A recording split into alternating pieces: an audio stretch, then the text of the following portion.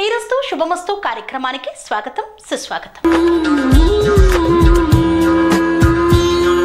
1000 సంవత్సరాల క్రితం నిర్మించిన ఈ దేవాలయం కృష్ణా జిల్లాలోని హంసలదీవిలో ఉంది. సహ్యాద్రి పర్వత శ్రేణులలో ప్రభావించిన కృష్ణానది కృష్ణా జిల్లాలోని పులిగడ్డ దగ్గర 2 పాయలుగా విడిపోయి ఎడమ పాయ శివ కేశవ క్షేత్రమైన హంసలదీవి దగ్గర సముద్రంలో కలుస్తుంది. ఈ ప్రాంతంలో దేవతలే భూమి నుండి దివికి దిగి వచ్చి ఆలయాన్ని నిర్మించారని, అయితే అది పూర్తయ్యే లోపే సూర్యోదయం కావడంతో అసంపూర్తిగా వదిలేసి వెళ్లారని చరిత్ర చెబుతోంది.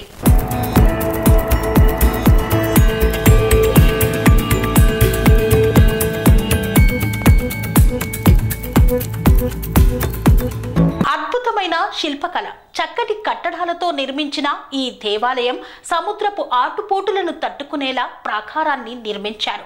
తూర్పు చాళుక్యుల శిల్పకళా వైభవానికి అద్దం పడుతున్న దేవాలయం.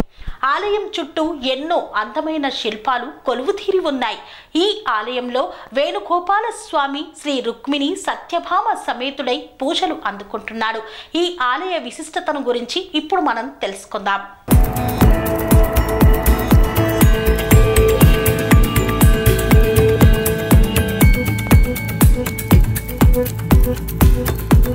పూర్వం పాపాత్ములందరూ వెళ్లి గంగా నదిలో స్నానం చేసి తమ తమ పాపాలను పోగొట్టుకునేవాళ్ళు. గంగా నది పాపం వీళ్ళందరి పాపాలతో అపవిత్రమై నల్లని రూపాన్ని సంతరించుకుంది.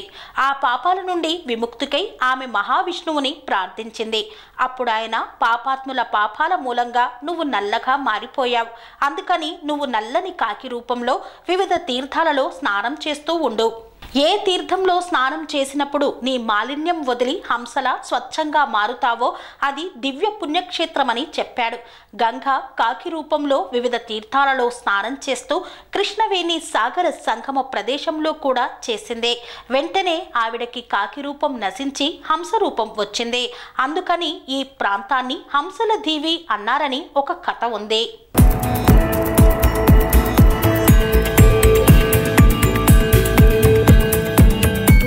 దగ్గర కృష్ణానది చీలి దక్షిణ కాశీ అని పేరు పొందిన కల్లెపల్లి మీదుగా హంసలదీవికి వచ్చిన వైనం గురించి ఒక కథ ఉంది. ఇది బ్రహ్మాండ పురాణంలో ఉంది. పూర్వం దేవతలు సముద్ర తీరంలో ఒక విశ్వాలయం నిర్మించి అక్కడ వారు పూజాధికాలు నిర్వహించాలనుకున్నారు. మరి దేవతలు వచ్చి పూజలు చెయ్యాలంటే వారికి ఏ ఆటంకం లేని ప్రదేశం కావాలి కదా. పూర్వం ఈ ప్రాంతమంతా దట్టమైన అడవులతో నిర్మానుష్యంగా ఉండేది. అందుకని దేవతలు ఇక్కడ వేణుగోపాల స్వామి ఆలయం నిర్మించాలనుకున్నారు. అందుకోసం వాళ్ళు ఒక్క రాత్రిలోనే ఆలయాన్ని నిర్మించారట. కోడి కూసే సమయానికి రాజగోపురం సగమే పూర్తయింది. దాంతో వారు గోపురాన్ని అసంపూర్తిగా వదిలేసి వెళ్లిపోయారు. తరువాత చౌల మౌర్య రాజుల కాలంలో ఆలయ పునరుద్ధరణ జరిగిన అసంపూర్తిగా ఉన్న గాలి గోపురాన్ని అలాగే వదిలేశారు.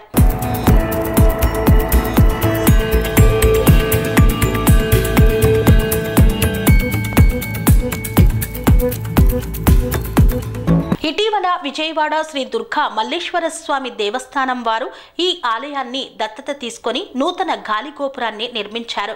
పురాతన గాలి గోపుర శిథిలాలు కొన్ని ఇప్పటికీ ఆలయ పరిసర ప్రాంతాల్లో కనిపిస్తాయి.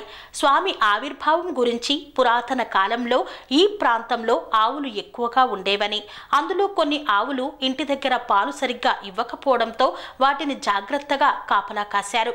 అవి వెళ్లి ఒక పుట్ట దగ్గర పాలు వర్షించడం చూసి గోపారులు కోపంతో అక్కడున్న చెత్త చెదారం పోగు చేసి ఆ పుట్ట మీద వేసి తగలబెట్టారు. పుట్టంతా కాలిపోయి అందులో స్వామి శరీరం తునాతునకలైంది.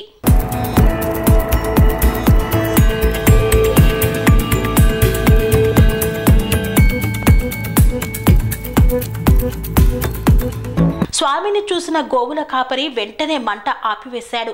అందరూ వచ్చి పుట్ట తవ్వి చూడగా ముఖం తప్ప మిగతా శరీరమంతా చిన్నాభిన్నమైన స్వామి దర్శనమిచ్చారు.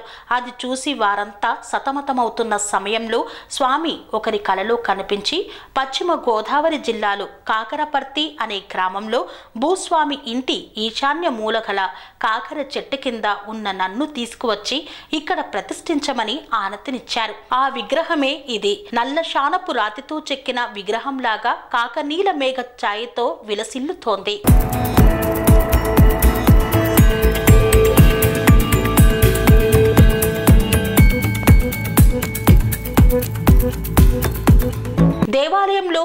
రాతి దూలాలు అమర్చబడి ఉన్నాయి. ఈ ప్రాంతంలో కొండగుట్టలు కానీ పర్వతాలు కానీ లేవు. ఆ రాతి దూలాలను ఇప్పుడు తీసుకురావాలన్నా చాలా వ్యయ ప్రయాసలతో కూడుకున్న పని. మరి ఎటువంటి సౌకర్యాలు లేని ఆ కాలంలో వాటిని ఎక్కడి నుండి తెచ్చారో తలుచుకుంటే ఆశ్చర్యం వేస్తుంది. ఆలయ కూఢ్యాలపై గరుడ్మంతుడు, లక్ష్మీనారాయణులు, నరసింహుడు, ఆంజనేయ స్వామి మొదలకు విగ్రహాలున్నాయి. ప్రతి సంవత్సరం మాఘశుద్ధ నవమి నుండి మాఘ బహుళ పౌర్ణమి వరకు బ్రహ్మోత్సవాలు అత్యంత వైభవంగా సాగుతాయి.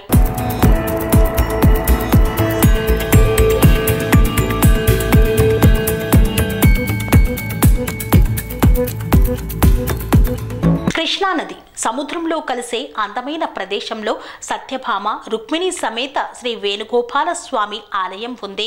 దీన్ని దేవతలు నిర్మించారని చరిత్ర చెబుతోంది. అంతేకాదు మహర్షులు, దేవతలకు మధ్య అనేక విషయాలు జరిగిన ప్రదేశం కూడా ఇదే. దీన్ని చూడటానికి పిల్లలు, పెద్దలు కూడా ఎంతో ఆసక్తి చూపుతారు. ఎందుకంటే ఇక్కడి దైవాన్ని దేవతలు ప్రతిష్ఠించారని, సముద్ర తీరంలో చల్లని ఆహ్లాదకరమైన వాతావరణంలో సేద తీరడానికి అందరూ వయసుతో సంబంధం లేకుండా ఇష్టపడతారు.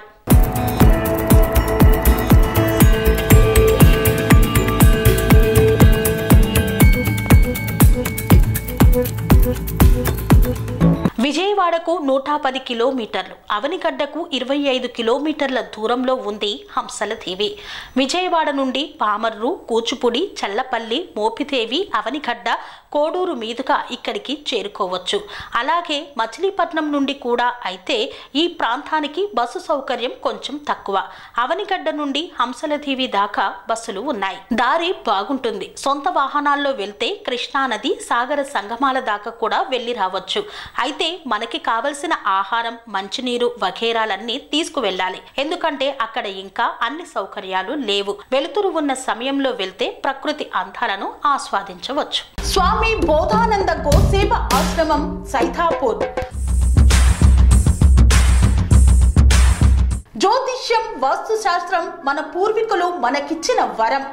దుర్గాదేవి, కాలభైరవ ఉపాసనతో వాక్సిద్ధి పొందిన శ్రీ శ్రీ బోధానందగిరి స్వామివారు మీకు ఎలాంటి సమస్యలున్నా, వాటిలో ముఖ్యంగా ధన నష్టం, ఆరోగ్య నష్టం, భార్యాభర్తల మధ్య గొడవలు, ప్రేమించుకున్న వారు దూరం అవడం, ఎన్ని సంబంధాలు వచ్చినా పెళ్లి ముడి పడకపోవడం, రోడ్డు ప్రమాదాలు, అప్పుల బాధలు, వ్యవసాయంలో నష్టాలు, పెద్దల మాట పిల్లలు వినకపోవడం, ఆరోగ్య శాంతి, గృహశాంతి, మనశ్శాంతి లేకపోవడం, ఇలాంటి సమస్యలు ఉన్నట్లయితే ఒక్కసారి స్వామీజీని కలవండి.